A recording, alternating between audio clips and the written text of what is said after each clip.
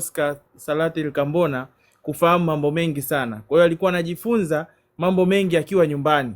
Unaona baba anamfundisha, mama anamfundisha, anapata ile advantage ya kujua vitu kwa haraka sana. Kwa hiyo akawa anajua kusoma, lakini historia yake ya shule ya msingi inaonekana Oscar ni kama vile ambavyo nimewaambia juzi na jana kwamba kabla Joseph Sinde Warioba hajaenda kwenye mfumo rasmi wa shule ile ya Ikizu ambapo alipelekwa shule ya msingi kusoma, alianza kwanza kusomea chini ya mti. Kwa hiyo Oscar Salatil Kambona naye alifanya hizi stage, alipitia zile stage. Akawa anapata advantage pia ya kufundishwa na baba yake na mama yake. Kwa hiyo lugha ya Kiingereza Oscar Kambona ameanza kujifunzia akiwa kwao. Yaani baba anamfundisha, mama anamfundisha. Kumbuka baba yake alikuwa ni mchungaji wa kanisa la Anglican.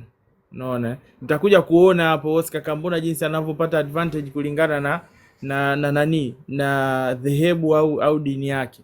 Sasa huyu jamaa kaja kwenda shule kupitia mgongo wa dini.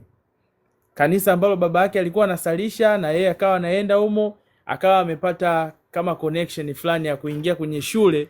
Hiyo shule ambayo ilikuwa ni shule ya kidini. Unaona? Ilikuwa shule ya kidini, hiyo middle school, ambapo aliingia kwa sababu Oscar Salatil Kambona alikuwa anaweza kusali ile sala, wanasema sala ya baba yetu. Unaona? Alikuwa anaisali ile sala ya baba yetu kwa lugha ya Kiingereza. Na wapi amepata hicho kitu? Amepata hiyo advantage kwa sababu baba yake ni nani?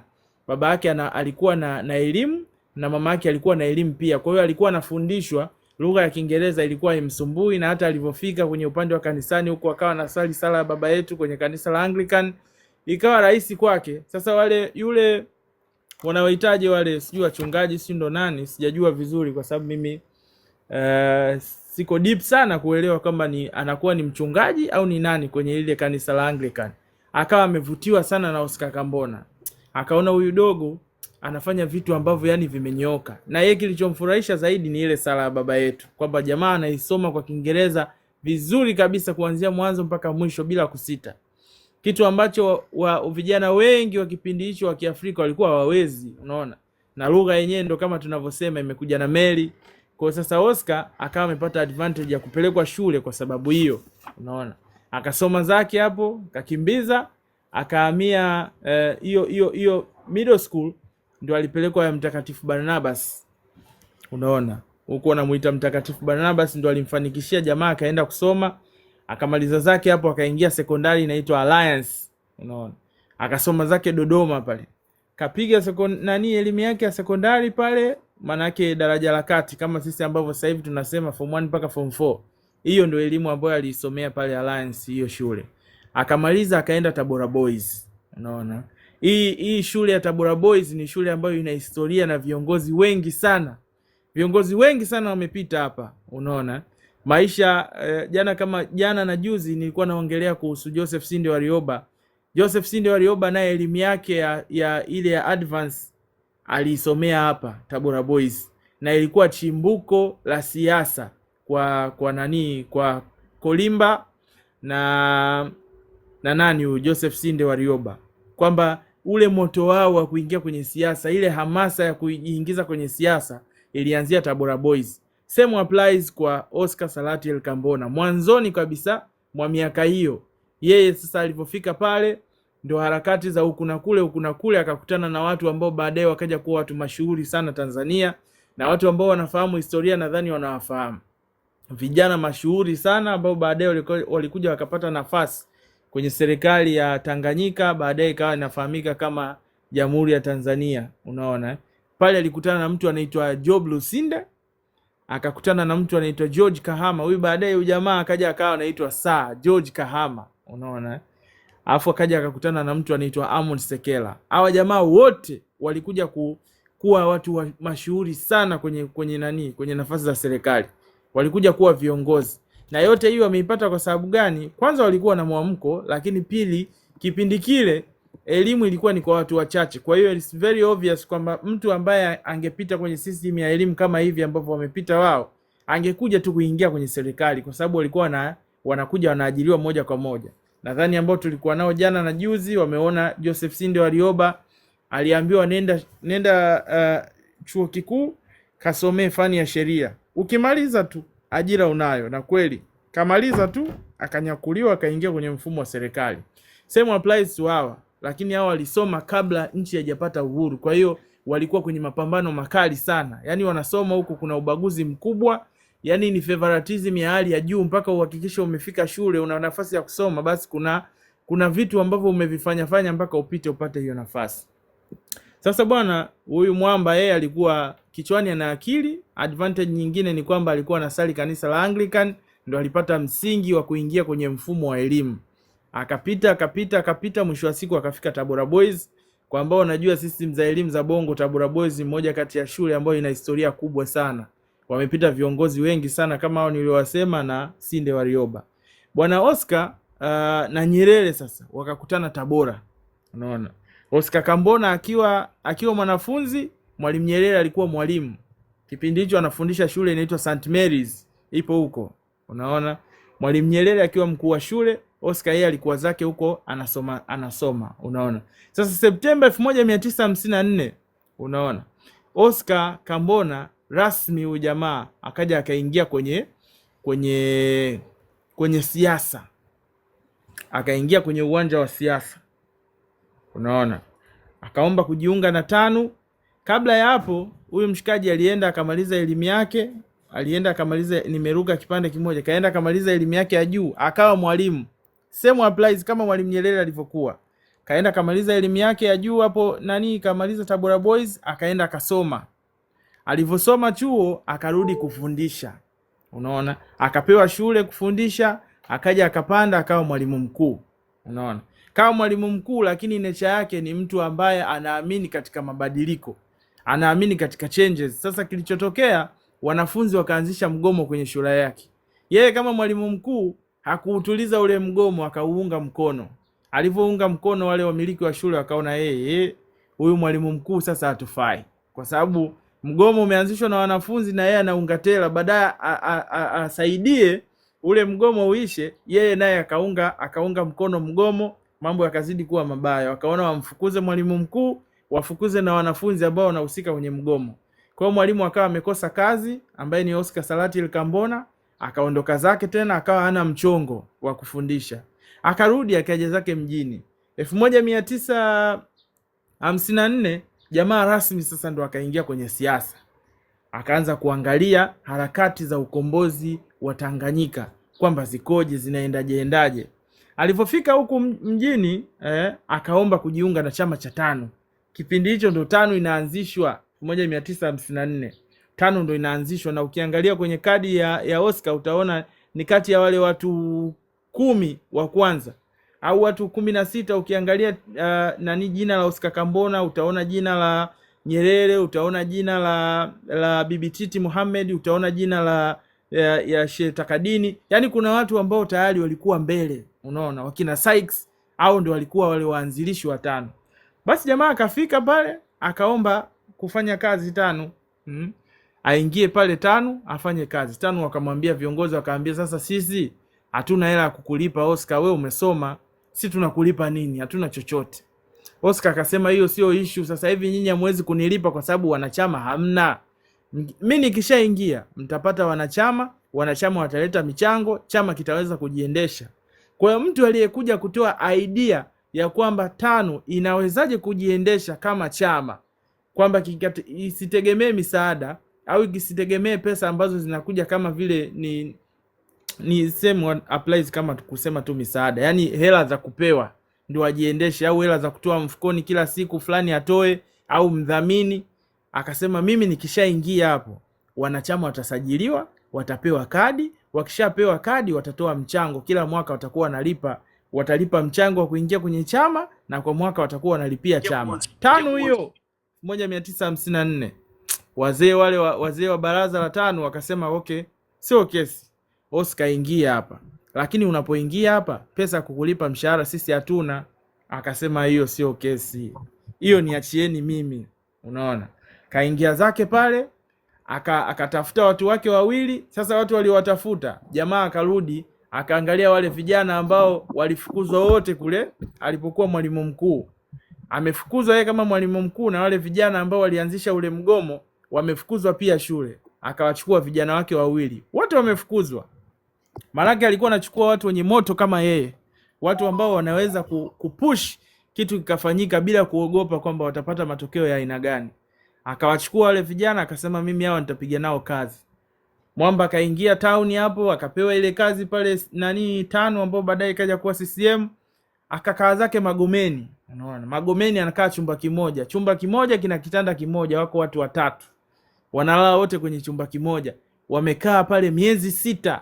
Oscar Kambona amekaa miezi 6 Magomeni, anaishi kwa kutegemea misaada au udhamini wa watu ambao wanakipenda chama cha tano. Manake wao ndo walikuwa wanasaidia, bwana shika hii utakunywa chai, shika hii utafanya nini, kutokana na vile ambavyo wao wanapenda. Yani mtu anaona okay, kuna vijana wana fight, wanapambana kwa ajili ya nchi yetu, ngoja tuwasupport. Yani ilikuwa ni hiyo kama support. Unaona, sio mtu ambaye aliingia kwenye movement za kutaka kuikomboa Tanganyika kwa kuweka maslahi ya pesa mbele. Hapana, aliingia kukijenga chama cha tano ili kiwe na nguvu. Kikishakuwa na nguvu, kiwe na wanachama wengi, kikaweza kujiendesha, baadaye kiweze kuikomboa nchi ya Tanganyika. Same applies kama sisi tunavyosema kila siku, mimi naongea, PFD anaongea, na baadhi ya watu huwa wanaongea. Movement sio kwa ajili ya kutafuta pesa. Movement unaifanya ukiwa na moyo mmoja wa kwamba unataka nchi yako iingie kwenye sehemu ya amani, irudi kwenye mikono salama. Ndo alichokuwa nakifanya Oscar Kambona. Hakutanguliza maslahi mbele. Unaona, maslahi huwa yanakuja tu, yani mtu tu anaamua tu kukupa hela na kutafuta, wewe bwana PFD mchukua hiyo, weka vocha. Ndo kama Oscar Kambona alivyokuwa anaishi, kwamba watu wanamtafuta, oya hii lipia kodi, hii hapa mtanunua chakula, hii hapa utafanya hivi. Vile ndo movement huwa inaendeshwa. Kwa hiyo jamaa akakaa pale akapiga zake miezi 6. Kwenye mwezi mmoja ambao Oscar Kambona alikuwa anakaa pale, unaona, anafanya kazi akiwa kama anatafuta wanachama watano, jamaa alikusanya wanachama 100,000 wanachama. You can imagine kipindi hicho hamna mitandao ya kijamii kama sisi. Hamna TikTok, hamna Facebook, hamna Instagram, hamna sijui nini. Hamna jukwaa lolote la kimtandao ambao unaweza ukawakutanisha watu kaongea nao. Hiyo ilikuwa ni word to word, yani unaongea maneno, unasambaza, una whisper, mnaenda kwenye vijiwe sijui vya kahawa, sijui sehemu za nini. Kwa hiyo walikuwa wanasambaza maneno kuhamasisha watu wajiunge na chama cha tano, kuhamasisha watu wajiunge na movement kwa ajili ya kuikomboa nchi yao ya Tanganyika. Kama sisi ambavyo sasa hivi tunajitahidi kufanya hivi kwenye mitandao ya kijamii, lakini wao walitumia njia nyingi zaidi. Sana sana walitumia kwa kuongea. Kwa hiyo kama tunavyopush, aliwahi kupush hivi mtu anaitwa Oscar Thalatil Kambona kwamba nchi inahitaji ukombozi. Tunafanyaje? Tunaingia front, tutasambaza maneno, tutaongea, tutapanda kwenye majukwaa, tutafanya kila namna ya kitu, tutachapisha vipeperushi tusambaze. Walifanya kila kitu ambacho unahisi sasa hivi na sisi tunatakiwa tufanye kwa ajili ya kuikomboa taifa. Na alikuwa mstari wa mbele. Imagine mtu ndani ya mwezi mmoja amekusanya wanachama 100,000 na atumii platform yoyote, atumii redio, atumii magazeti, atumii nini. Ni mdomo kwa mdomo, njia kwa njia, mikutano. Yani unaitisha mikutano kama ile ya wale nani wale wa dini wanabishana, sijui Yesu ni nani, sijui nini na nini. Hivyo mtu anakaa pale anaongea, anawashawishi watu kuhusu chama, watu mpaka wanaingia. Chama kikaanza kupata nguvu, wanachama wamekuwa wengi, michango ikaanza kuingia. Wale wazee wakaona huyu Oscar huyu anatufaa kwa sababu anapiga sana kazi. Sasa hiyo Novemba 1955 wazee wa Dar es Salaam sasa wakaona Oscar inabidi aingie kwenye nini? Kwenye mfumo wa chama moja kwa moja. Kipindi hicho Big 4 ya chama cha tano ina mtu anaitwa Sheikh Suleiman Takadini ambaye ndo alikuwa kiongozi wa baraza la wazee wa tano. Kuna mtu anaitwa Nyerere, kuna mtu anaitwa Kambona, afu kuna mtu anaitwa Bibi Titi. Ndio maana juzi sijui jana kati PFD anaongea pale kuhusu wanawake, nikasema wanamjua Bibi Titi. Bibi Titi ameplay role kubwa sana kuhamasisha watu Tanzania waingie kwenye chama cha tano, wahamasike kwenye kupambania uhuru wa Tanganyika. Na sio tu hii Tanganyika, ameenda mpaka Kenya. Yani alichukuliwa kama vile ambavyo mchezaji anachukuliwa kwenda kucheza ndondo. Sasa huyu Bibi Titi alienda professional. Sio ndondo kwamba anatoka hapa naenda Arusha, alienda professional, akaenda kucheza Kenya, kwamba kuhamasisha watu kule wajiunge na chama, waipambanie nchi. wapambane wapaze sauti, wakina Tom Mboya sijui na nani yule waachiwe. Mpaka baadaye walikuja kumshukuru. Kwa hiyo hii Big Four, Sheikh Suleiman Takadini, Nyerere, nani huyu Kambona mwenyewe na Bibi Titi, hao ndio walikuwa na upiga mwingi sana pale tano. Unaona? Sasa iangalie hii list baadaye Nyerere alivyokuja kuisambaratisha. Manake hawa ndio walikuwa watu wanne wenye nguvu sana. Ukiachana na mtu anaitwa Sykes, ambaye naye ameupiga mwingi kwenye hiki chama cha tano, Nyerere alikuja kuwasambaratisha hawa watu wote. Nitakuja kuelezea kwenye historia yake. Lakini hapa mbele mtaona jinsi gani amemtoa kwenye reli Oscar Kambona. Sasa Oscar akawa amepambana sana. Akawa amepata cheo cha katibu wa chama cha tano. Katibu wa kwanza wa chama cha tano akawa ni Oscar Salathiel Kambona. Baada ya lile baraza la wazee kumaccept, wakamuona ujamaa, ujamaa ni mtu fulani kichwa sana na ana umuhimu sana kwenye kuleta watu kwenye chama chetu. Na ana play role kubwa sana kwenye kuhamasisha watu wapambanie uhuru wa Tanganyika. Wakaona huyu anatufaa kuwa katibu mkuu wa chama cha tano. Akapewa hiyo nafasi. Kwa mara ya kwanza, katibu mkuu wa kwanza, na yeye ndio Oscar Kambona, ndio yeye amepata hiyo nafasi. Sasa akiwa kwenye hiyo nafasi, jamaa akawa anapewa mialiko mingi sana. Serikali ya Uingereza ya wakoloni wakaona njia pekee ya kuwa distract hawa wapigania uhuru ni kuanza kuwatoa wale watu ambao wana nguvu mbele, wanawaongoza. Kwa hiyo wakawa wanaangalia nani tunaweza tukamtoa kwenye reli ili mpango wao usikamilike. Yaani wanaona tukimtoa fulani ni kama vile wanacheza chess. Yaani tukitoa hapa hapa goli tunafunga. Tukitoa hapa, tukisogeza kete hii hapa, tunafanya hivi. Unaona? Wakaangalia, wakawa wanamtumia mialiko Oscar Salathiel Kambona aende akasome Uingereza. Wanamualika aende Uingereza, akawa na decline ile mialiko. Kwamba yeye hataki kuondoka, amefocus, intention yake ni kuhakikisha watu wanajiunga na chama cha tano ili waipambanie nchi yake ya Tanganyika mpaka ipate uhuru. Hilo ndo jambo moja alikuwa analiwaza Oscar Kambona kichwani mwake. Mwalimu Nyerere akaambia, ndugu yangu, hii mialiko unayoipata ni mingi sana na ni ya muhimu. Inabidi uende wapi? Uingereza, ukaongeze elimu uje kuipambania nchi yetu. Jamaa akaona, Mwalimu Nyerere, mbona kama unanichanganya? Mwalimu Nyerere akamshawishi, mwisho wa siku akakubali. Akamwambia, bwana, inabidi uende Uingereza ukapige kozi yako ya sheria ili tutakapopata uhuru. Oscar, katiba hii ya Uingereza sisi haitufai. Inabidi tutakapopata uhuru tuje tutengeneze katiba yetu, na wewe ukishakuwa na elimu ya sheria utatusaidia kwenye katiba. Utatusaidia ili tuweze kuishape katiba kulingana na nchi yetu. Oscar Kambona akasema fresh, hamna noma. Katoka zake akaingia zake Uingereza. Unaona? Kaingia Uingereza pale kidume, kaenda kusomea Bachelor of Law. Unaona? Ili awe wakili. Safari yake Uingereza imeingia kwenye chuo kinaitwa Middle Temple, London kabisa. Yaani katikati ya nchi ya Uingereza. Jamaa ndo pale kaenda kusomea.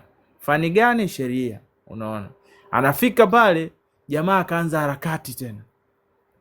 Yaani hajapoa. Akaanza harakati, lakini kabla ya harakati akapata mchongo mmoja ambao nataka niwasikilizishe. Huyu jamaa alipata mchongo wa shirika la BBC. Unaona? British Broadcasting Corporation.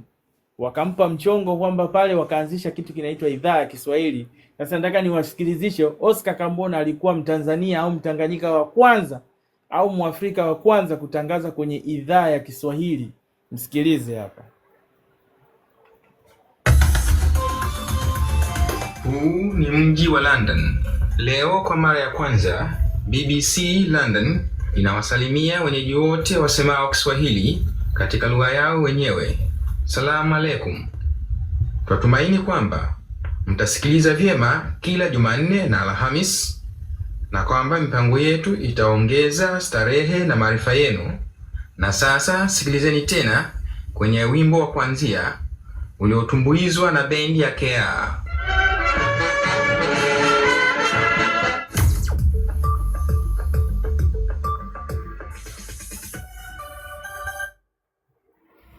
Hiyo nimewaplayia. Huyo ni Oscar Salathiel Kambona. Kwa mara ya kwanza kabisa amekaribishwa katika British Broadcasting Corporation. Wamempa mchongo BBC kwamba huyu jamaa atangaze, na nafikiri unamsikia hapo sauti yake. Sasa utakuja kuona mbele Hata Mwalimu Nyerere alivyokuwa anaongea Kiingereza chake alikuwa anaiga namna Oscar alivyokuwa anaongea. Ndio utaona huyu mzee wenu huyu mgaigai mpaka kuongea alikuwa anaiga. Sasa Oscar akapata huo mchongo bwana, akawa anatangaza zake pale BBC, unaona. Na kwa mara ya kwanza kabisa tarehe 26 huo mwezi wa ngapi 1957 jamaa akatangaza kwa mara ya kwanza pale Uingereza kwenye hiyo BBC. Akawa amekula shavu, amekula zake shavu.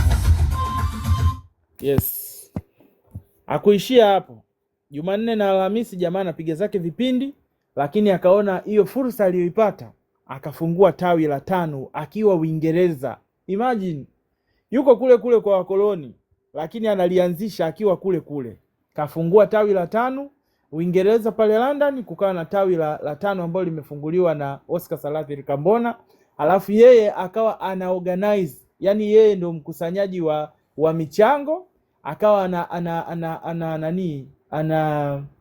sijui nisemeje, yani yeye anaunganisha wale watu ambao wanafadhili chama cha 5 na harakati za kuikomboa Tanganyika, wale diasporas wa Tanganyika ambao waliondoka huku kabla hata nchi haijapata uhuru, walioenda nje wakawa wanataka kuisaidia Tanganyika, kwamba wanakisaidia chama cha 5 ili kiikomboe Tanganyika. Kwa hiyo jamaa yeye ndo akawa kama coordinator, anawaunganisha, wanatoa michango, wanafanya nini, ndo alianzisha yale mambo kule. Kwa hiyo akaunganisha diasporas na watu ambao wako huku Tanzania, wako huku Tanganyika, unaona. Jamaa akawa anakusanya maokoto, anayaleta kwenye chama. Muda mrefu kabla hapo hajaja kupewa vyeo vingine mbele, utaona huko kuna vyeo jamaa alipewa mambo haya. Yani ni mtu fulani ambaye amenyooka, hana mambo mengi. Kwa jamaa akafungua zake tawi. Sasa kule alipokuwa anakaa, anasoma chuo kikuu pale cha Middle Temple, harakati zake ni nyingi, huku yuko BBC. Pale alipokuwa anakaa wakageuza kuwa chumba cha kufikia cha viongozi wa 5, kwamba viongozi wa 5 wanapotoka Tanganyika wanaenda Uingereza, ikiwemo Mwalimu Nyerere mwenyewe. Akifika pale anafikia kwenye chumba cha Oscar Salathi Kambona, unaona. Chumba chake ndio kikawa gesti, chumba chake kikawa ofisi ya chama, chumba chake kikawa kila kitu kwa ajili ya 5. Kila anayekuja kwa ajili ya 5 Uingereza lazima afikie kwa Oscar.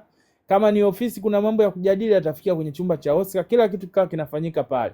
Angalia ujamaa namna gani alijitoa, unaona. Geto kaligeuza ofisi, geto kaligeuza ndo hiyo sehemu ya kulala wenzio kufikia, geto ndo kila kitu. Muda huo kashafungua mpaka tawi. Muda huo anawaunganisha diasporas na watu walioko Tanganyika. Sio mchezo. Sasa 1958 kukawa na vuguvugu kubwa sana la kupambania uhuru. Oscar Kambona alivyoona ile harakati, akaona hapa inabidi nirudi zangu Bongo. Nirudi Bongo na mimi nikafanikishe hizi harakati zinazoendelea, na mimi nisipitwe. Mwalimu Nyerere akamwambia, wewe baki huko, malizia, piga degree yako, ukishamaliza utakuja huku usaidie nchi yetu, lakini kwa sasa hivi tuache tuendelee. Oscar akawa anaona mbona kama hawa wanataka kunitoa kwenye reli. Wakawa na discussion pale, lakini mwisho wa siku akakubali kuendelea. Alivyokubali kuendelea kubaki Uingereza huko anasoma, Novemba 19, 1960, hapa anapopenda ndugu yangu Chafya, unaona. Chafya anapenda sana ili tukio. Mwaka 1960 katika kanisa la Cathedral, kwa mara ya kwanza watu wenye ngozi ya Kiafrika, wenye ngozi nyeusi wa Afrika wakafunga ndoa. Pale Oscar Salathi Kambona akafunga ndoa na misi wa kipindi hicho, mrembo mmoja kanyooka sana, anaitwa Flora Murio. Ndugu yangu Chafya kama yupo hapa ata comment. Bwana, walifunga pale ndoa, alafu Nyerere ndo alikuwa best man alikuwa best man wa Oscar Salathi Kambona. Jinsi gani walikuwa na urafiki kipindi hicho. Kwa jamaa akafunga zake ndoa pale, akapata mke akapata jiko akiwa London, kaoa akiwa chuo. Sasa baada ya hapo 1960 ndo mwaka huo jamaa alitakiwa kufanya mtihani. Eti tulia hapo kama dakika 10. Hapo Flora Murio kama mumjui mtamsachi huko mumuone, sio mchezo. Chafya anakuambia inawezekana Chafya anakuambia inawezekana Mwalimu Nyerere alimchukia Oscar kwa sababu ya Flora. Anyway, mwaka 1960, ngoja nicheke kwa mashine. Mwaka 1960 Oscar ikabidi tena mwaka huo huo afanye mtihani wa law school wa kumaliza. Kwa bahati mbaya Mwamba kapiga zake mtihani, ngoma ikaangukia sakafu, akawa hajapata matokeo mazuri, hajafaulu mtihani wa law school kwamba kuidhinishwa kuwa mwanasheria. Unaona kuwa wakili, kwa sababu alishakuwa mwanasheria na degree, hajaidhinishwa kuwa wakili. Lakini sio kesi, jamaa akageuka akarudi zake Bongo. Machi 1961 Oscar Kambona akaongoza majadiliano ya uhuru. Baada ya kurudi sasa 1960 akaingia tena kwenye harakati, akakuta vuguvugu yani ndo limechemka, na kipindi hicho bado yeye ni katibu mkuu wa chama cha TANU. Amerudi, yuko Uingereza ni katibu, na amerudi bado ni katibu. Akaingia pale kati, varangati likaendelea. Mwisho wa siku Waingereza wakasema, jamani, kama vipi tujeni tukae mezani, same kama walivyofanya kule Kongo, walivyowaita wale viongozi baada ya kuona harakati zimekuwa nyingi, wakawaita viongozi wa vile vyama, tukaeni mezani tuwape uhuru wenu. Unaona? Kwa hiyo kama hivi walivyofanya kule Kongo, kama uliona au ulikuwepo wakati namuongelea Patrice Emery Lumumba, jina ambalo mwenyewe nimelichukua na litumia hilo. Mwamba amenyooka sana, hana mambo mengi. Na huko Waingereza wakafanya vile vile, wakaambia jamani, njooni hapa tuwape uhuru wenu mezani, tukae tukubaliane kitu gani na kitu gani kifanyike, tarehe ngapi mtapata uhuru, mtangaze uhuru wenu, maisha yaendelee. Unaona, jamaa akarudi na yeye ndo akawa kiongozi wa majadiliano ya uhuru. Yaani yeye ndo alikuwa katibu mkuu wa TANU, alafu akarudi kutoka Uingereza akawa ndo kiongozi wa majadiliano. Kama vile ambavyo kile chama kule Kongo kilikataa majadiliano yasifanyike bila kuwepo kwa Patrice Emery Lumumba, basi na huku Oscar Salatil Kambona ndo alirudi akawa yeye ndo kiongozi wa mjadiliano. Wakajadiliana pale, wakakubaliana kwamba watapata uhuru tarehe fulani mwaka fulani hivyo. Basi ikawa mambo yamenyooka. Baada ya pale ikaja ikatangazwa Tanganyika wamepata uhuru. Waziri mkuu wa kwanza wa Tanganyika Mwalimu Nyerere. Waziri wa elimu wa kwanza kabisa wa Tanganyika Oscar Salatil Kambona. By that time Tanganyika haina rais, mjue. Tumekabidhiwa uhuru, waziri mkuu ndo huyo, akaja akawa nani huyu waziri wa elimu Oscar Kambona. Januari 1962 sasa Mwalimu Nyerere akawa ana falsafa zake kwamba anataka kujiuzulu kusubiri uchaguzi wa kuingia ule wa kupambania kuwa rais. Unaona, jamaa akajiuzulu. Inavyosemekana wanasema kwamba Oscar na Mwalimu Nyerere walikubaliana kwamba wote wajiuzulu, alafu warudi kwenye uchaguzi, wabaki kwenye chama alafu warudi kwenye uchaguzi, wasiendelee na kile kipindi cha mpito mpaka kusubiri uchaguzi.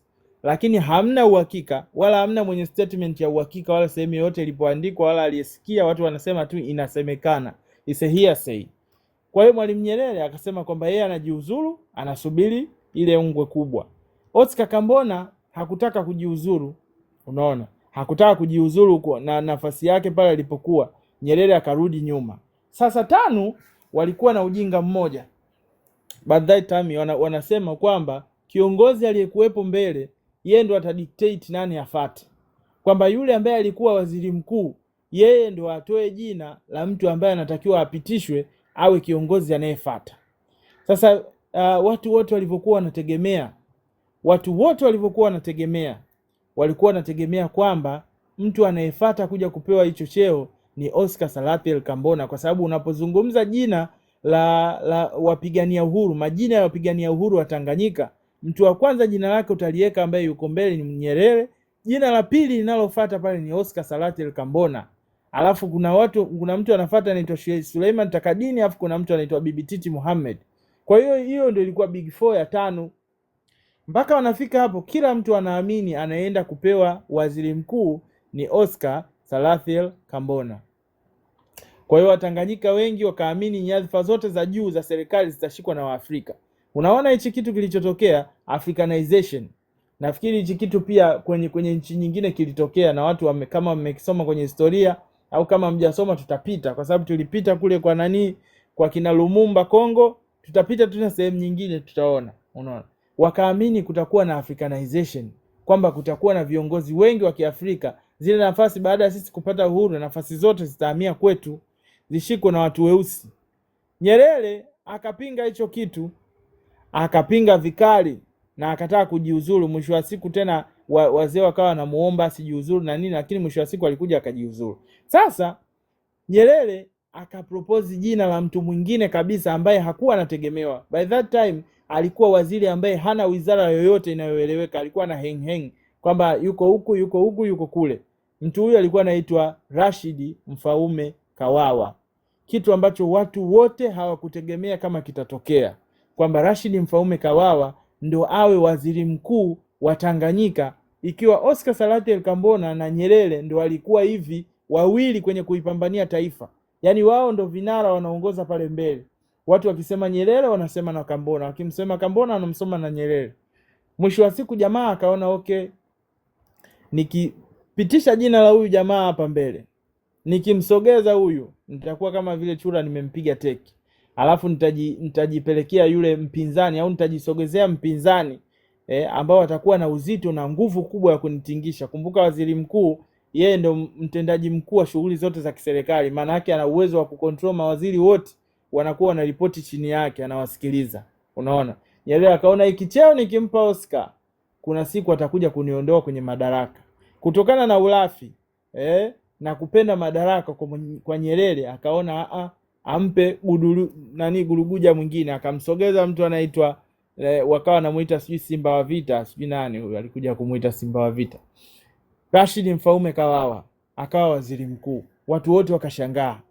Unaona? Watu wakameza kimya, maisha yakaendelea. Sasa Nyerere alipojiuzuru ndio hiyo mwaka 62 akapropose jina la Kawawa. Alafu hakutaka Africanization Nyerere, ikaletaga ugomvi, na ndio hicho kitu ambacho nilikuwa nimewaambia hapo nyuma. Hakutaka kuingiza Waafrika wote kwenye mfumo wa uongozi. Bado akawa anataka Waingereza waendelee kubaki, na kweli wakabaki. Ikawa sasa kuna mtafaruku wa chini chini, kuna wengine hawataki wazungu wabaki kwenye system, na mtaona mpaka Nyerere anakuja kutaka kupinduliwa, sababu ilikuwa hiyo hiyo ya yeye kuendelea kuwang'ang'ania Waingereza. Kuna mtu hapa chini niliona amecomment kwamba nchi ilipata uhuru lakini bado ilikuwa inaendeshwa na Waingereza. Yes. Kwa jinsi ilivyokuwa inaonekana Nyerere alivyokuwa anafanya, ni kama vile nchi ilikuwa bado under control ya Malkia. Lakini yeye kwa sababu ya akili zake sio alikuwa anawaza nini, ila kwa system ambayo alikuwa anaiendesha nchi ilikuwa inaonekana bado iko chini ya utawala wa wageni. Alikuwa na wang'ang'ania wageni wakae kwenye system, kitu ambacho Waafrika wengi hawakupenda, Watanganyika wengi hawakupenda. Sasa Nyerere akajiuzuru, akapropose jina la Rashid Mfaume Kawawa. Kawawa akawa waziri mkuu. Kambona akapewa waziri wa mambo ya ndani. Unaona? Oscar akufurahia hicho kitu, kupewa waziri wa mambo ya ndani na kuacha kupewa waziri mkuu. Lakini akapiga moyo konde, maisha akaendelea. Tarehe 9 Disemba 1962 Nyerere akaapishwa kuwa rais wa Tanganyika, rais wa kwanza wa Tanganyika, ukiachana cheo cha waziri mkuu.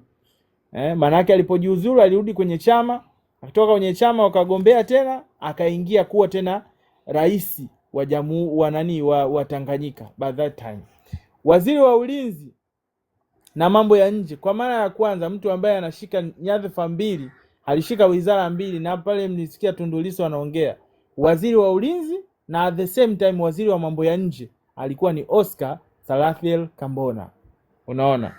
Akateuliwa. Sasa Oscar alivyoingia kule, Nyerere yeye alikuwa anaamini anampeleka Oscar sehemu ambazo hayuko karibu naye, yani asiwe na nguvu ndani ya nchi.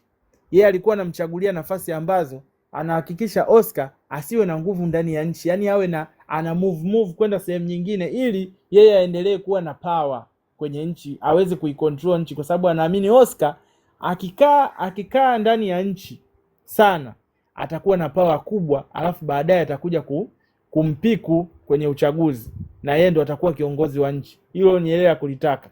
Kwa hiyo akampa wizara mbili awe bize, wizara ya ulinzi, akampa na wizara ya mambo ya nje, kwamba awe anasafiri safiri. Sasa Mungu si Athumani bwana.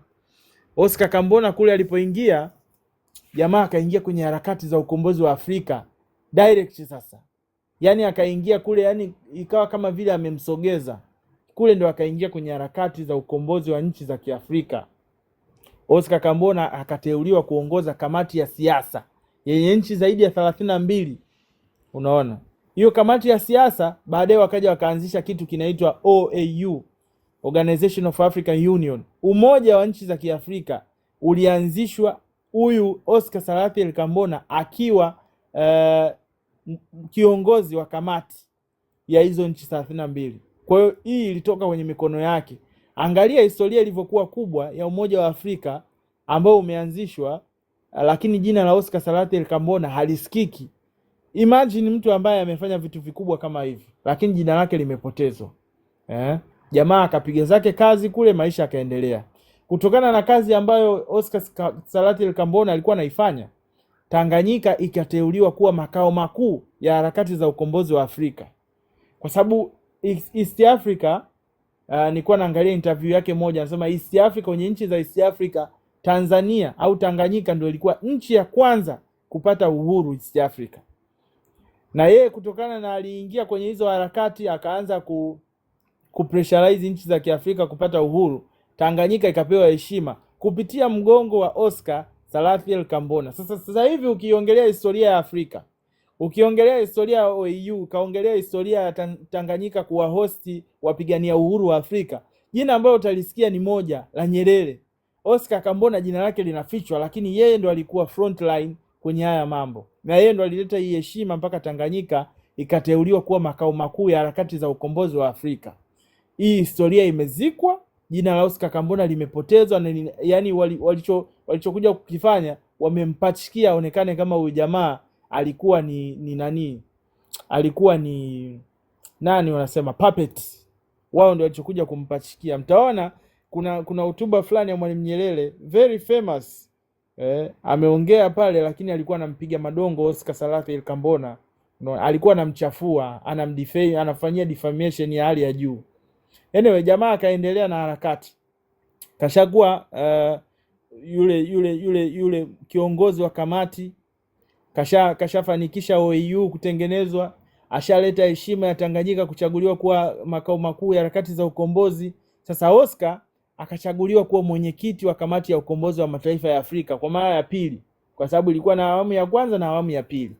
Kwenye awamu hiyo wao wakawa wamefocus na baadhi ya nchi za Kiafrika kupata uhuru, na wale wapiganaji wa zile nchi ambazo zilikuwa zinapigania uhuru waliletwa wakaekwa kwenye kambi tofauti tofauti. Nakumbuka katika kifo cha Edward Moringe Sokoine, nilielezea kwenye historia ya Sokoine kwamba kuna sehemu inaitwa Mazimbu, Morogoro, pale kulikuwa na wapiganaji wa ANC, African National Congress wa South Africa. Unaona, walikuwa wanakaa pale Morogoro, walikuwa na kambi yao, na mmoja kati ya wale watu ndio alikuja akagonga gari la Edward Moringe Sokoine mpaka Sokoine akafa. Sijui kama mnakumbuka. Basi Tanganyika ilikuwa ni home ya wapigania uhuru wengi wa Afrika. Wakawa wamefocus kwenye nchi inaitwa Msumbiji, wamefocus kwenye Angola, wamefocus kwenye Namibia, wamefocus kwenye South Africa, wamefocus kwenye Guinea Bissau, Cape Verde, pamoja na nchi inaitwa Southern Rhodesia, by that time sasa hivi inafahamika kama Zimbabwe. Unaona, jamaa akawa ameingia, akawa ni mtu ambaye ni tegemezi, anategemewa sana kwenye harakati za ukombozi wa nchi za Kiafrika, na jina lake lilikuwa linaheshimika sana, na likazunguka sana kwenye nchi za Kiafrika. Sasa yakafanyika mageuzi 1965 baada ya Mwalimu Nyerere kuona kwamba huyu Oscar mbona kama anaingia sana kwenye anga zangu, akawa anaanza kumfuatilia. Unaona, sasa kufanyikaga mageuzi makubwa ambayo Oscar, kumbuka, alikuwa ni nyadhifa mbili, alikuwa waziri wa ulinzi, at the same time ni waziri wa mambo ya nje. Kwa hiyo akienda kule mambo ya nje ana focus sana na ukombozi wa nchi za Kiafrika. Kameanzisha OAU mpaka Tanganyika ikapata heshima ya kuhodhi wapiganaji wa Afrika. Unaona, makao makuu yakawa Tanganyika. Akarudi ndani akiwa na cheo tena cha waziri wa ulinzi, akafanya mabadiliko mengine. Jamaa kulikuwa kipindi hicho kulikuwa na kikosi cha intelijensia, kilikuwa kinaitwa special branch. Unaona, by that time hao ndio walikuwa wanadili na masuala ya uchunguzi, upelelezi na nini.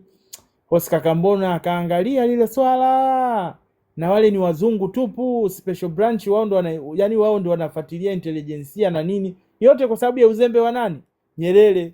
Nyerere alivyoingia hakutaka Africanization kwenye kila sehemu, alikuwa hataki, alikuwa anang'ang'ania wageni waendelee kubaki. Mwisho wa siku wageni wakabaki mpaka kwenye jeshi, mpaka kikosi cha intelijensia kinaongozwa na wageni. Oscar Kambona akaona hili swala sio sawa, Kwa nini kikosi cha uchunguzi na upelelezi kinaongozwa na wageni? Kwa nini kimejaa wageni? Akavunja kitu kinaitwa special branch, akaanzisha kitu kinaitwa idara ya usalama wa taifa, ambayo sasa hivi inafahamika kama Tanzania Intelligence Security Service, TIS. Unaona, huyu mwamba ndo alianzisha TIS hii, ambayo sasa hivi tunatumika kunyanyasiwa badala ya kulindwa. Yeye alianzisha kwa ajili ya kuchunguza, kufanya intelijensia, na akaianzisha akiwa anaamini Watanzania wakiingia pale mambo yatakuwa mazuri. Sasa hivi inatumika vibaya, lakini yeye ndo alianzisha idara ya usalama wa taifa, TIS. Sasa kitu kingine ambacho akafanya, mageuzi makubwa aliyofanya, akawapandisha vyeo askari wa Kiafrika. Sasa by that time hamna cha Mtanganyika ni upi sijui ni nini, kulikuwa na Afrika wengi. Watanganyika wengine walikuwa wanatoka nje huko, lakini wakawa wameingia kwenye system. Kwa sasa yeye alivyoona akasema kwamba ili jeshi la polisi limejaa vyeo ambao watu ambao wana vyeo wengi ni wazungu. Kwa alichokifanya yeye, akawa anataka kwenye nyadhifa zile za juu, wale ambao wale mainforma wao wanapata information na nini kinaendelea, maofisa na nini, au wawepo Watanganyika, wawepo kule wa Afrika. Kwa hiyo alichofanya yeye, akaenda akawapandisha vyeo. Kipindi hicho jeshi linaitwa Tanganyika Rifles. Unaona, Tanganyika Rifles akawapandisha vyeo, unaona, wawe na vyeo vya juu, waendane kidogo na wale wazungu ambao wapo kipindi hicho. Yani huyo mkuu wa majeshi alikuwa anaitwa Douglas.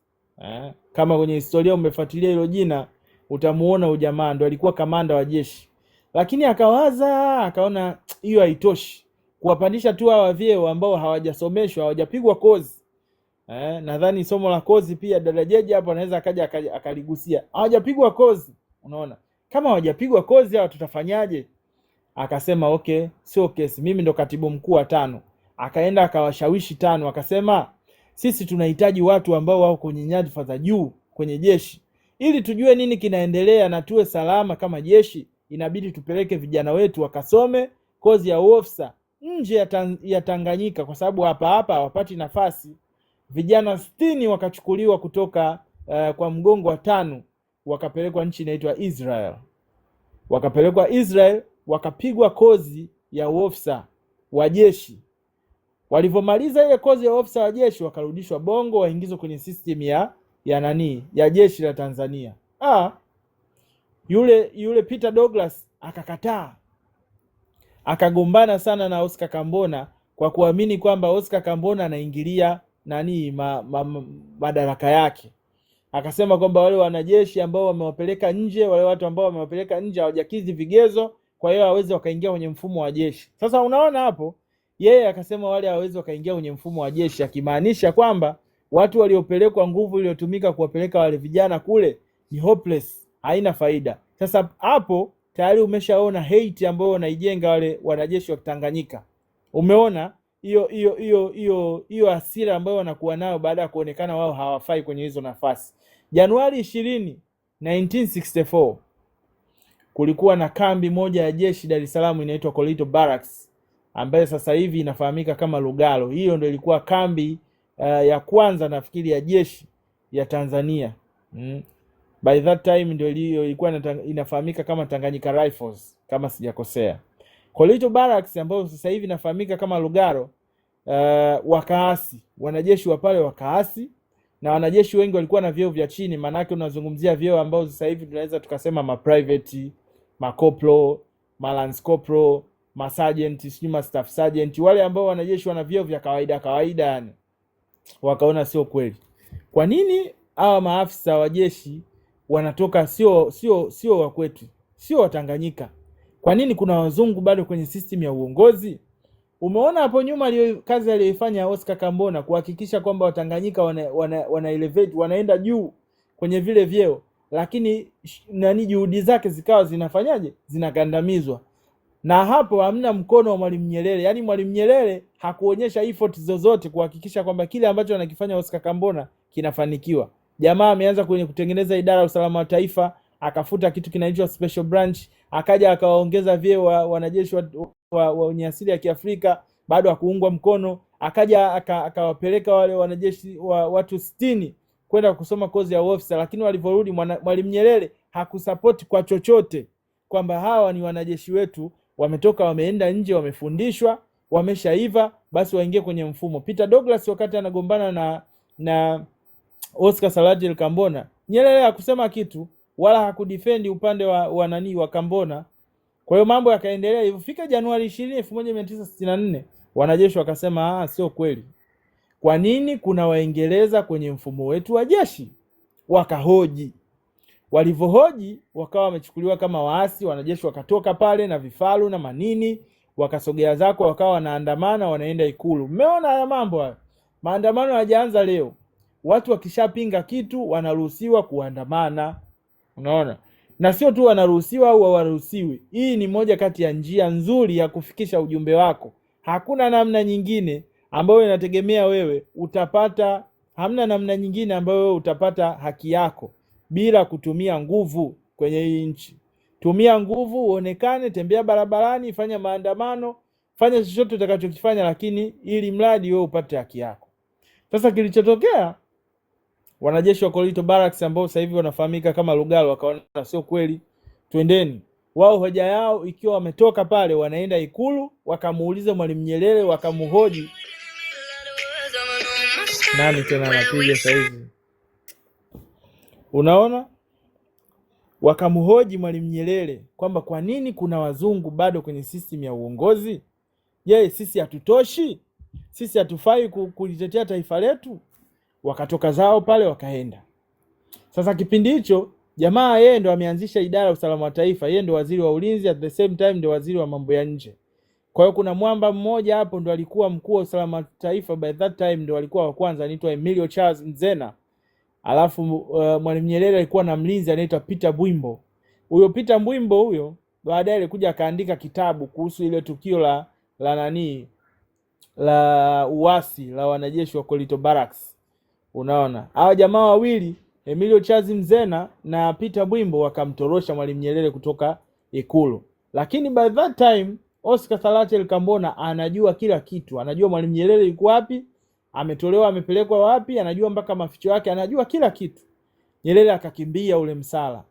Kaukimbia ule msala. Msala anakuja nao kukutana nao nani? Oscar. Unaona? Wamefika mpaka pale wanajeshi wanahoji. Wamekutana na nani? Wamekutana na mtu anaitwa Emilio Charles Mzena. Mzena akawaambia, bwana, nyinyi kama mna malalamiko mpelekeni nani? Pelekeni waziri wa ulinzi. Wanajeshi wakatoka wakaenda kumtafuta waziri wa ulinzi, wakamkuta Ikulu pale, katoka zake nje, akawaambia, jamani, Mwalimu Nyerere yuko ndani. Nyerere hapo hayupo, kashakimbia. Unaona misala? Amekimbia msala. Kamwachia Oscar Kambona. Oscar kaambia, bwana, Mwalimu Nyerere yuko ndani, nyinyi mnaandamana kuna nini? Wakamwambia, bwana, sisi hatutaki wazungu kwenye jeshi letu. Kwanza wanapewa vyeo vya juu, wao ndo maofisa, alafu kwa nini wana control jeshi letu wakati sisi tumeambiwa tumeshapata uhuru? Kama kweli tumepata uhuru, kwa nini kuna wanajeshi wazungu kwenye nchi yetu na wanajua kila siri ambazo inaendelea, kila kitu ambacho kinaendelea kwenye nchi yetu wanakijua? Hatuna control yoyote ya nchi yetu, wao ndo wana control kila kitu. Wakatoa hoja msingi sana. Oscar Kambona akawapiga mchezo wa kiini macho, akaingia ndani, akatoka, akasema Mwalimu Nyerere kasema vitu vyote mlivyoviongea hapa amevipokea, atawapa majibu yenu, atawajibu. Wale jamaa wakaona, wakamwambia amna, Mwalimu Nyerere hayupo. Oscar, unatudanganya, Mwalimu Nyerere hayupo. Basi unaambiwa ndani ya siku 3 mtu pekee ambaye alikuwa anazunguka anaongea na wanajeshi, anazunguka nao, anafanya press conference, anaongea na waandishi wa habari, alikuwa ni Oscar Salatiel Kambona. Mwalimu Nyerere haonekani hapo, kashapotea. Siku 3 mwamba amekula buyu, haonekani yuko wapi. Oscar Kambona peke yake ndo anatembea. Na ukisoma makala nyingine unaambiwa wale mawaziri wote walipotea mjini. Wote waliokuwa kwenye baraza la mawaziri, kila mtu aliparaganyika anapojua yeye kwenda kujificha. Rais kakimbia, baraza la mawaziri lote limekimbia. Mtu pekee ambaye amebaki anaiongoza nchi, anaongea na wanajeshi mpaka anapatana nao, alikuwa ni Oscar Salatiel Kambona. Sasa jamaa akaongea na wanajeshi, mwisho wa siku akakubaliana naye. Unaona? Oscar akafanikiwa kutuliza ile hali ya ghasia, hali ya kuonekana kama ni uasi. Lakini wanajeshi walimwambia kwamba sisi hatuna nia mbaya na nani? Na Nyerere. Sisi tunataka wanajeshi wazungu waondoke, hatuwataki wazungu kwenye mfumo wetu wa nchi. Sisi hatuna shida wala hatuna nia ya kumdhuru Mwalimu Nyerere. Sisi tunataka wazungu wote waondoke. Kitu gani walikuwa wanapambania? Africanization. Same applies kama hawa wanasiasa wakina Oscar walichokuwa nakipambania mwaka 62 wakati wanasema kwa nini kuna wazungu bado kwenye system ya uongozi, kwa nini wasitoke wabaki wa Afrika tupu? Nyerere akawa hana majibu ya kueleweka. Unaona? Same applies kama kilichotokea kwa nani? Kilichotokea jamani, kuna link hapo. Makopa yawe mengi. Kopa lindeni live, mwenye zawadi atume huko. Kopa hapo comment section za kutosha. Mwageni makopa tuendelee. Yes mama, thank you. Kama hivyo jamani, lindeni account. Sasa Oscar kafanikiwa kutuliza ile ghasia. Na alihoji kama walivyohoji wanasiasa by that time. Wanajeshi walihoji kwamba kwa nini kusiwe na Africanization? Kwa nini wanajeshi wote wazungu wasiondolewe tukabaki wenyewe? Na wanajua kabisa kuna watu wamepigwa kozi wako 60. Kwa nini wanakataliwa kwenye system ya jeshi? Watu wakawa wanahoji. Mwalimu Nyerere hana majibu kama kawaida. Kule alikuwa hana majibu, akawa anataka kususa, anasema anajiuzuru, watu wakambembeleza akarudi yale, unaona. Na huku anaulizwa tena maswali, hana majibu, kakimbia hadi kakimbia hata kuonekana aonekane. Sasa Nyerere baada ya kuona mambo yamezidi, baada ya wanajeshi kutulia, Oscar Kambona akawa amewatuliza, Nyerere akarudi Ikulu. Alivyorudi Ikulu kukawa na mtu tena anaitwa nani yule jamaa, nimemsahau, alikuwa kiongozi rais wa vyama vya wafanyakazi. Yule jamaa akataka kuanzisha mgomo wa wafanyakazi kwenye vile vyama, wanafanyakazi wagome ili serikali ifanyaje? Waiparalyze. Walitaka kuiparalyze serikali mwaka 1964. Sisi tunawaza kuiparalyze mwaka gani? Wao walitaka kuiparalyze serikali kipindi hicho, kwamba serikali isiingize mapato yoyote, wasipate kitu, wasiambulie chochote. Nyerere baada ya kuona mambo yamekuwa mengi, akapiga hesabu, kuongea na wanajeshi kuwatuliza hawezi. Kuwapa sababu za msingi kwa nini kuna wanajeshi wa Uingereza kwenye jeshi hawezi. Kwa hiyo akapiga mahesabu, akaona okay, hapa cha kufanya, ngoja niwavutie konga wa Uingereza.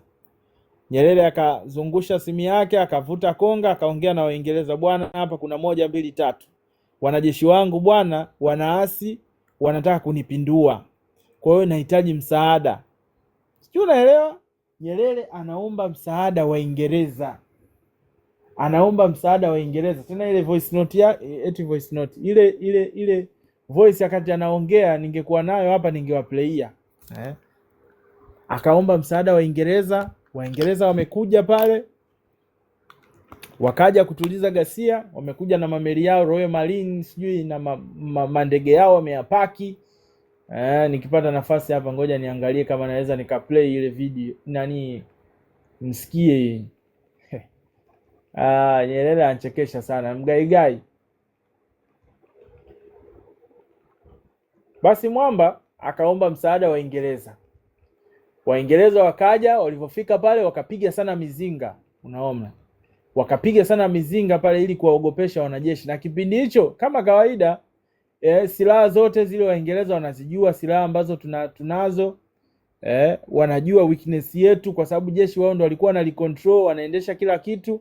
Kwa hiyo wakawa wanajua hawa tukishafanya hivi hawezi kufanya chochote. Wakapiga mizinga mingi sana wakiwa wanajua silaha walizonazo hawa haziwezi kuhimili kile kitu ambacho sisi tunaenda kukifanya.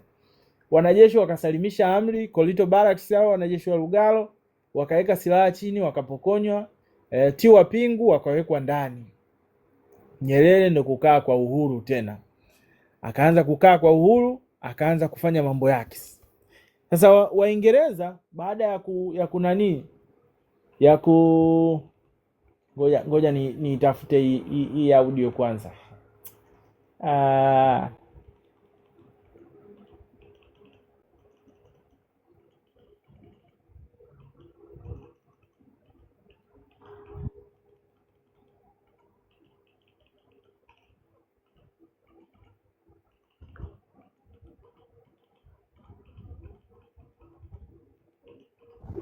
Yeah, wakati anatafuta audio jamani, tap tap tap tap tap like hapo na nini tap tap tap tap tap tap tap tap. Yeah. Yaani tunakula somo la uzalendo. Huo ni kuwajua wazalendo wa taifa. Wapate si ukimaliza utanistua mimi hapa naongea tu kwa sababu nasubiria. Mtu alikuwa anataka ajue eti Kambona alimoa, sijui tuhadisie kidogo alimoa nani. Mwaka 60 Kambona alimoa Miss Tanzania, mrembo anaitwa Bi Flora Mulimo kutoka Kilimanjaro. Harusi hiyo ya kata na shoka ilifanyika St Paul Cathedral London, nafikiri ni Catholic sijui. Na kuhudhuriwa na wageni waalikwa 400. Nyerere alikuwa ndiye msimamizi. Umeelewa? Hapo kwenye kipengele cha Nyerere ndio alikuwa msimamizi. Ndiye msimamizi aliyemsindikiza Bi Flora hapo kwenye Nanyeli madhabahu. Ilikuwa ni harusi ya kwanza ya watu weusi kanisani hapo na ilitoka kwenye magazeti mbalimbali ya Ulaya. Kuna mtu anapenda sana kusema eti tuambie na mke wa Nanyeli, tuhadisie historia ya mke wa Nanyeli. Alimoa Miss Tanzania. Chafe mkorofi sana. Yeah, alimoa Miss Tanganyika by that time. Anaitwa Flora Mulimo. Dada mmoja amenyoka sana, dada mmoja mzuri. Bwana ile audio sioni, mzee mchawi huyu, sijui kashaipoteza huko. Anyway, tuendelee. Kwa jamaa akavuta konga, Waingereza wakaja wakawakamata pale ndugu zetu tena, si unajua tena kipindi hicho manake kozi zenyewe za kivita hawana, hawaelewi chochote, wapo tu wanashika mabunduki, wanapelekwa huko hawajui chochote. Wapo kwenye vyeo vya chini. Wale ni wanaita tabaka kanyagio. Waingereza sasa baada ya kufanya kile kitu wako kwenye mkutano Oscar Kambona, baraza la mawaziri, Nyerere pamoja na Waingereza wale. Waingereza wakamtuhumu Oscar Kambona kwamba yeye ndo amehusika kwenye kuamrisha waasi. Kwa sababu gani? Wao waliamini Oscar kwa harakati anazozifanya kuanzia kutengeneza usalama wa taifa, wakavunja ile special branch, akaja akanani kuongeza vyeo baadhi ya wanajeshi wa Kiafrika wenye asili ya Kiafrika jeshini, akaja akapeleka wale watu 60 Israel kwa ajili ya kuja kuingia kwenye system ya jeshi. Wakaona kwamba huyu jamaa alikuwa na seti mpango wa yeye kuweza kulicontrol jeshi. Kwa hiyo alikuwa anataka kumpindua Mwalimu Nyerere. Na yeye alivyokuwa anataka ile Africanization, kwamba wanajeshi wa Kiafrika wapate nafasi kubwa kama wanazopata wale wazungu, kile kitu ndio kikawa kimewatia mashaka, wakaamini kwamba Oscar ndo alitengeneza scenario ya Mwalimu Nyerere apinduliwe kwa sababu alikuwa na ushawishi mkubwa sana jeshini. Na kwa nini aliweza kuwashawishi ndani ya siku 3 wanajeshi wakaacha kumpindua rais, unaona? Kwa hiyo ndio kawa concept yao. Wanavyosema kwenye historia kwamba Oscar kwenye hicho kikao alilia sana. Alilia kwa uchungu, akalalamika kwa nini yeye, watu wote walikimbia, mawaziri wote walikimbia, mpaka rais alikimbia. Yeye ndo akahangaika kupambana kuhakikisha kwamba wanajeshi wanatulia, anawatuliza, wakakubaliana na yeye mpaka nchi imerudi kwenye usawa. Alafu mwishoni yeye tena ndo anaonekana mbaya kwamba yeye ndo alikuwa anataka kuipindua nchi na ndo alishawishi wanajeshi. Basi baada ya pale Nyerere akamwambia Oscar, rudi hotelini, nenda kapumzike. Muda huo tayari mwamba moyoni mwake ana mtimanyongo. Wakati huo naendelea, follow hiyo account ya Loveness, follow na hiyo Patrice Lumumba. Hizo account zimekaa kimkakati kama backup. In case tutakuja kupigwa ban, tutakuwa tunazitumia hizo account hapo. Kwa hiyo follow hiyo Loveness, follow hiyo Patrice Lumumba. Unaona? Nyerere akawa bado amebeba ile hate moyoni mwake kwamba anajua kabisa huyu Oscar huyu kweli alikuwa anataka kunipindua. Lakini mbele ya macho ya watu akawa anataka kama vile amekaa kama vile haamini, lakini Sacha alikuwa anaamini kile ambacho kinaendelea. Basi bwana Nyerere akafanikisha, akaenda kwenye movement moja ile ya muungano wa Tanganyika na Zanzibar.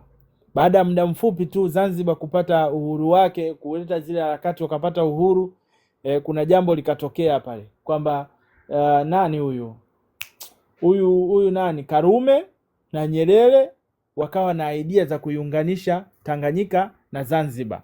Lakini chini ya kapeti utasikia historia ya watu wengine pia, unaona? Utasikia historia ya watu wengine pia ambao walisababisha na wakapelekea au alitumia nguvu kubwa ya kuifanya Tanganyika iungane na Zanzibar. Kuna mtu anaitwa Sykes, historia yake haipo, imefutwa. Kuna mtu anaitwa Oscar Kambona, alikuwa mjumbe wa kuunganisha yale mambo, na yeye ndo alikuwa anawaagiza, yani yeye ndo anashiriki kwenye zile harakati, wakina Sykes wanapeleka hela huku, wanafanikisha zile harakati. Na mwanzoni kabisa wakati naanza niliwaplayia ile audio huku, nimeplay video lakini nyinyi mlikuwa mnasikia audio inayosema Oscar Salathiel Kambona by the time akiwa waziri wa ulinzi, silaha ambazo zilitumika, Tundu Lissu wakati anaongea, silaha ambazo zilitumika kuondoa ule utawala wa nani wa nani ule wa I don't know chief au nani yule wa Arabu kule nani kule Zanzibar, zile silaha zilipita kwenye nyumba ya Oscar Salathiel Kambona, yeye akiwa waziri wa ulinzi ndo aliidhinisha, akafanikisha zile silaha zikasafirishwa, zikatolewa huku Tanganyika, zikapelekwa Zanzibar kwa ajili ya kutumika kwenye zile varangati za kumuondoa yule jamaa. Sijui tunaelewana. Kwa hiyo Oscar ameplay role kubwa sana, kwanza kwenye uhuru wa Zanzibar, alafu pili kwenye kuiunganisha Zanzibar na Tanganyika, lakini historia yake imezikwa. Mtu mwingine ambaye historia yake imezikwa ni mtu anaitwa Sykes, ambaye yeye anasema alikuwa anaenda kupeleka pesa. Yeye ndo alikuwa anatoa begi la pesa Tanganyika, analipeleka Zanzibar kufanikisha zile harakati za ukombozi, kufanikisha wale watu ambao walikuwa wanataka kupigana kwa ajili ya kuikomboa Zanzibar. Kwa hiyo Sykes na Oscar Salathiel Kambona historia zao zimezikwa. Jina pekee ambalo limebaki pale mbele, majina pekee ambayo yamebaki ni Mwalimu Nyerere na mtu anaitwa Abeid Amani Karume. Sijui tunaelewana hapo. Huyo ndo Nyerere anavomtoa mtu kwenye reli. Sasa Oscar Kambona amefanikisha mambo yote yao, lakini historia inazika jina lake. Basi mwaka Kambona akatumwa na Mwalimu Nyerere aende akakutane na rais wa nani wa Kisovieti by that time, watu ambao walikuwa na msimamo wa nani wa kikomunist. Akaenda kukutana na mtu anaitwa Nikita Khrushchev. Unaona, kaenda kule kuwasilisha msimamo wa kwamba Tanganyika imeungana na Zanzibar, lakini itaendelea kukaa kama non-allied movement. Alipofika kule kukutana na vimbwanga, lakini akadili navyo vizuri kabisa, mpaka Nikita Khrushchev aka-appreciate, akaona yes, ujamaa mwamba sana, amenyooka, hana kona. Novemba 9, 1964 Kinshasa. Unaona, hiyo hapo kwa nani kwenye somo la Patrice Lumumba tulisoma huu mji wa Kinshasa. Ni moja kati ya mji ambao ulikuwa ni mji mmoja ambao amekaa muda mrefu na alifanya harakati zake hapa mpaka kufanikisha nchi ya Kongo inapata uhuru. Sasa hii Leopoldville ambao sasa hivi inafahamika kama Kinshasa, kulikuwa na balozi anaitwa Tibandibage. Unaona, huyu jamaa pale alikuwa ndo anaiwakilisha Tanganyika kwenye nchi ile. Oscar Kambona akapata taarifa kutoka kwa huyu balozi Tibandibage, ambaye balozi anasema kwa kipindi hicho rais wa Kongo alikuwa nani? Alikuwa Shombe. Unaona, kukaa kumeliki taarifa kwamba, kumbuka Tanganyika ilikuwa makao makuu ya ukombozi wa nchi za Kiafrika, and by that time pia mwenyekiti wa ukombozi wa kamati za Afrika, ukombozi wa kamati ya nchi ambazo zinatakiwa kukombolewa Afrika, wale wapigania uhuru, alikuwa ni Oscar Salathiel Kambona. Kwa hiyo huyu balozi Tibandibage alipopata zile taarifa, alipata information nyeti zinazotoka kwenye ikulu ya Kongo kwamba CIA, unaona, na wanajeshi wa Ureno walikuwa wanataka kuvamia kambi za nani wapigania uhuru wa nchi za Kiafrika. Mwanzoni hapa niliwatajia moja kati ya nchi ambazo walikuwa wanazipigania ni Angola na Msumbiji. Nadhani watu wanafahamu Msumbiji wanaongea lugha gani. Kwa hiyo tunavyosema Ureno walikuwa part and parcel ya hiki kitu, watu wanaelewa kwamba Ureno ni kina nani, Msumbiji wanaongea lugha gani, inabidi uhusianishi hapo, ndio utaona kwa nini Ureno wameingia kati. Unaona, Ureno na Marekani walikuwa wanataka kuingilia mifumo ya Tanganyika, mifumo ya Tanzania. Hapo tushaungana. Mifumo ya Tanzania kumuondoa Mwalimu Nyerere madarakani, kushusha utawala wake na mawaziri wake, yani kuvunja kila kitu cha serikali, kwa sababu walikuwa wameingia front kwenye kukingia kifua nchi za Kiafrika, na wao ndio walikuwa wameshikilia harakati za ukombozi wa nchi za Kiafrika. Kwa hiyo makao makuu yote walikuwa wanataka kuyavamia, alafu waangushe na utawala wa Nyerere, wampachike mtu wao mwingine ambaye ni kibaraka, atakuwa wanaweza kumcontrol ili awe kwa faida yao. Sasa Tibandibage akaja na documents, akaja na zile nyaraka, akaona kuzisema kwenye simu itakuwa ni jao, kutuma kwa barua pepe itakuwa ni jao, hapo taarifa haiwezi kufika, na hata ikifika itakuwa tayari ishafunguliwa na Waingereza, au itakuwa imefunguliwa na watu wa hizo system, watakuwa shazisoma. Kama mtu hajaelewa hapo kwamba taarifa zako zinawezaje kusomwa, nenda kafuatilie historia ya mtu anaitwa Juma Thomas Zangera. Unaona, moja katika afisa intelijensia mkubwa sana ambaye amewahi kutokea Tanzania, na alikuwa kwenye harakati za mapinduzi vile harakati za kuigeuka nchi, akaja akakamatwa bila kujua, out of nowhere jamaa alikuja kukamatwa, yani akakamatwa kama mzigo, Juma Thomas Zangera. Sasa kuna njia ambayo wao huwa wanatumia kuzisoma zile taarifa ambazo wewe unazitumia kupitia sanduku la posta au simu, unaona, which ni jao. Sasa Tibandibage akaleta document, akapanda ndege, akaja na document mpaka Dar. Kufika Dar, mtu wa kwanza kabisa anaongea naye ni Oscar Salatiel Kambona, akampelekea zile nyaraka zote. Oscar akazisoma, akaanalyze. Muda huo Nyerere yuko zake anakula bata kwao kwa Butiama, amejipa likizo tayari, mzee wa nchi, baba wa taifa, yuko zake likizo, wanaume wanafanya kazi. Ikabidi Oscar pande ndege amfuate huko, akamwambia kuna 1 2 3, kuna jamani link hiyo kopa ziwe nyingi jamani, akaunti yenyewe imebakiza warning moja tu inaondoka. Kopa za kutosha, kopa za kutosha jamani, sioni mkitap. Yes, lindeni account jamani. Kwa hiyo sasa Tibandibage akaja na information, jamaa kala mwewe, kaingia zake Butiama, akamwambia mzee baba kuna 1 2 3, tunataka kufanyiwa mapinduzi kwa sababu ya hii na hii na hii. Nyerere akamuuliza, wewe si unajua cha kufanya? Oscar akamuuliza, wewe si ni mwalimu? Ndio. Mwanafunzi akikosea unafanyaje? Lazima nitamlalamikia, nitamkaripia kwa sauti, nimrekebishe na nini. Akamwambia basi unajua cha kufanya. Jamaa alivyorudi Dar, akaitisha press conference pale, redio kubwa ambayo ilikuja pale ni RTD, na wale wanahabari wa vyombo vya Afrika walikuwepo. Akaongea kuhusu ile swala, issue za CIA kutaka kuipindua serikali, issue za Ureno kutaka kuvamia kambi za wapigania uhuru wa Afrika, wapigania uhuru wa Afrika ambao walikuwa wako located sasa Tanzania by that time, ambao tunazungumzia nchi kama Msumbiji, Angola, South Africa, unaona, Southern Rhodesia, zote ambazo zilikuwa hapa Bongo, walikuwa wanataka kuzivamia ili wazipige, kukwamisha harakati za ukombozi wa nchi za Kiafrika. Sasa kwa nini CIA kwanza tunaamini walikuwepo kweli? Kwa sababu tukirudi nyuma kwenye historia ya mtu ambaye tumemsoma anaitwa Patrice Emery Lumumba, moja kati ya watu ambao walishiriki kutaka kumuua Patrice Lumumba, lakini walikuwa wanatumia njia ambayo sio direct. Walikuwa wanataka kutumia sumu kumuua Patrice Lumumba. Wabelgiji wao wakasema hamna, sisi tutatumia njia ya nguvu. CIA wakarudi nyuma, lakini walikuwepo, na wao walikuwa wanamlipa mtu anaitwa alikuwa anaitwa Desire Mobutu. Unaona, walikuwa wamemweka kwenye payroll kwa mwaka mzima, wanamlipa Mobutu ili amchomeshe mtu ambaye atakuwa kwenye uongozi kwa muda ambao unafuata. Akaja akamchomesha Patrice Lumumba, lakini waliokuja kumuua Patrice Lumumba walikuja wametumia mgongo wa Ubelgiji, ila CIA nao walikuwepo. Kwa hiyo CIA walikuwa na play part kubwa ya kuvuruga harakati za nchi ya Afrika kwa maslahi yao binafsi. Walikuwa wanavuruga Kongo ili waendelee kupata madini, na kama nilivyowaambiaga kwamba uranium ambayo ilitumika kwenye Little Boy, ile bomu ambayo lilipiga Japan, ilitoka Kongo. Kwa hiyo sasa pale wa Marekani miaka yote wanavuruga usalama wa ile nchi ili waendelee kupata access ya yale madini na vitu kwa wepesi. Mzangu ametoka hapa kusema Alusha Chuga, tumesikia alichokizungumza. Kwa pamoja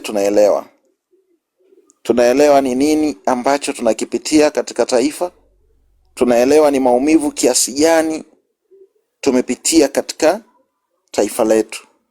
Kwa hiyo tuna kila sababu ya kuhakikisha tunasimama imara. Tusimame imara tuna kila sababu ya kuhakikisha tunasimama.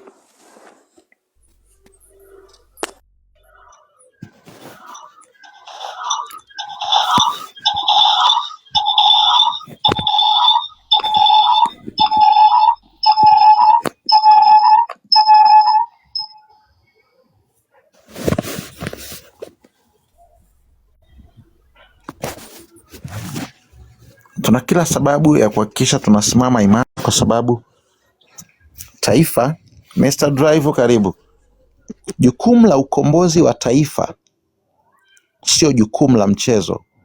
Ni jukumu ambalo linatuhitaji sisi binafsi. Trump, karibu sana kaka. Karibu sana mwanajeshi. Kwa hiyo linatuhitaji sisi kwa pamoja, na tukikubali sisi kwa pamoja kushirikiana, tukainuka kwa pamoja, ukombozi wa taifa nje. Tusikubali kutawaliwa na Jezebel. Usiku na mchana akilala, usiku na mchana akilala, akiamka yeye zake ni sifa. Mimi sikusoma sana, nimeishia form 4. Anatupandikiza ujinga na upumbavu wa kwake, wa kwamba kumbe ili upate kuwa rais au kiongozi, upate kuwa mtu fulani katika taifa letu, hautakiwi kusoma. Elimu sio kitu, unaweza kuwa. I see. Tuamkeni kwa sababu Tanganyika ni ya kwetu. Lazima tuhakikishe tunakwenda kuibadilisha Tanganyika.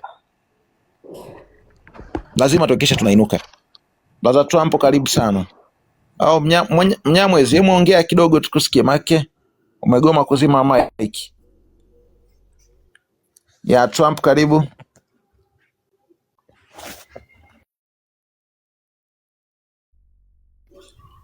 Takuwa yuko mbali. Kwa ndugu zangu ni hivyo.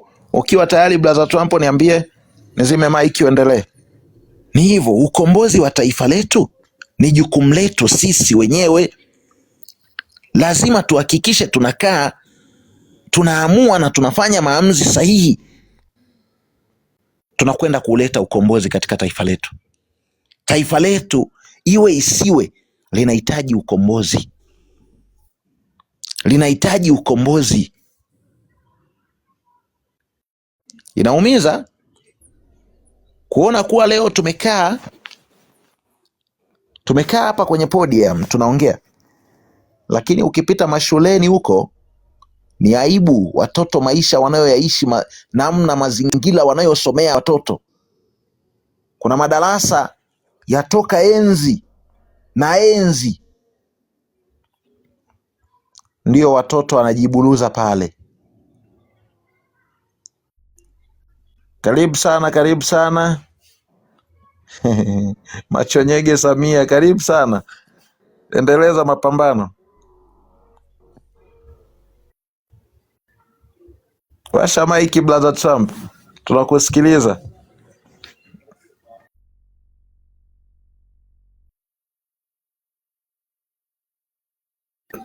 Naona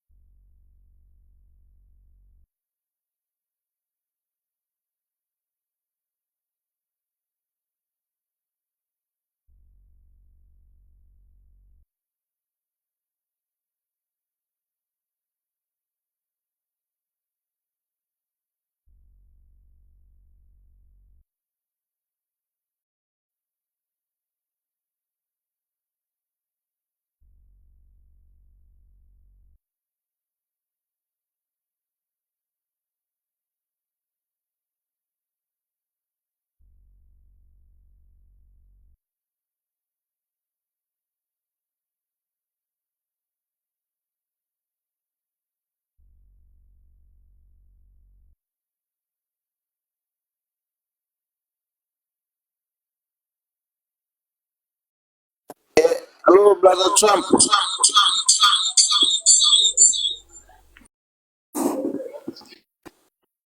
Mimi nakusikia vizuri sasa, sijajua, naona comment huko chini zinasema kimya.